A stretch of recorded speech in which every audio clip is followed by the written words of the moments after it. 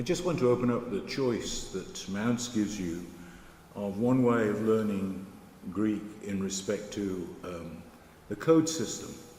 The code system, as he mentions and as I've mentioned, means that everything is embedded within the word you're looking at, and all you have to do is to crack the code.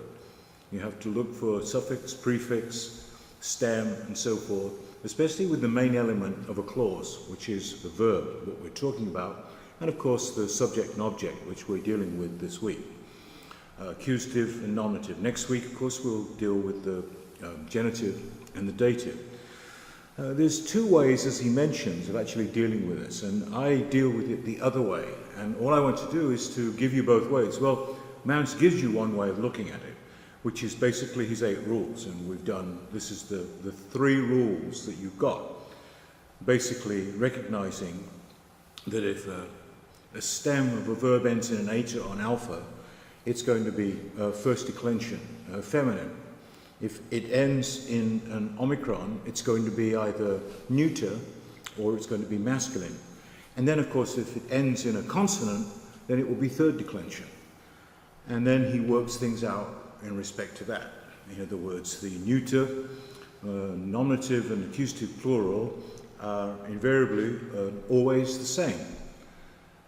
And really, you can look at it that way and go into then the code system from that standpoint, and I give you the other system, which will come out in the next chapter next week, which is basically to learn off each of the 3 declension forms. The first, second, and third. We've really been introduced to the first now and the second.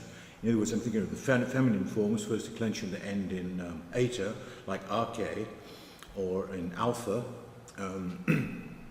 And of course, he's mentioned the neuter and the masculine, which is second declension, which we'll get to, but the ending there that ends in an omicron. Now, the way I learned it, I don't have to know the ending of the verb, the stem, because one of the problems with it is that you might not be sure whether a verb stem which ends in an omicron, whether it's masculine or whether it's neuter. Now, of course, the way, if you have the article before it, then you'll know, because it's going to be either, like nominative, it's going to be ha, or the neuter article is going to be ta. That way you know then it's neuter, like in ta ergon, which is nominative neuter singular of a second declension neuter noun. I've done it the other way, which is basically learn the paradigms, which he dismisses, and it's true, you have to learn a lot of paradigms. I still think that you have to learn paradigms anyway when it comes down to it, and there's no need to be afraid of them because they're just simply there.